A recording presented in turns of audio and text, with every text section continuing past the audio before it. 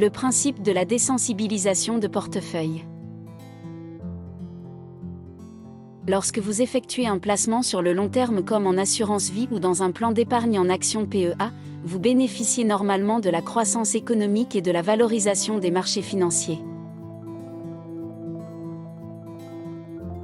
L'indice des actions américaines sur 35 ans.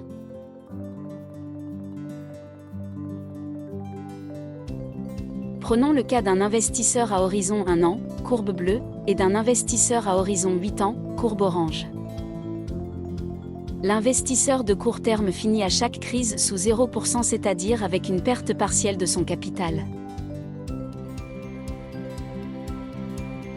En particulier durant les crises que l'on a pu connaître en 2000 avec Internet, en 2008 avec les supprimes, le Covid en 2020 et l'invasion de l'Ukraine en 2022.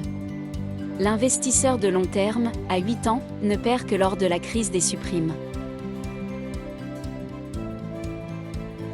Comment éviter de ruiner tout le bénéfice d'un placement à long terme en subissant une crise à l'échéance des 8 ans ?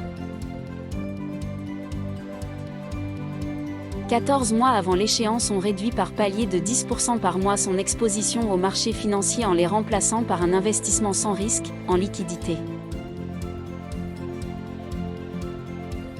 Cette méthode permet de sortir au pire de la crise des supprimes de 2008 sans perte en capital. L'inconvénient de la méthode est le délai de latence qui suit la fin d'une crise.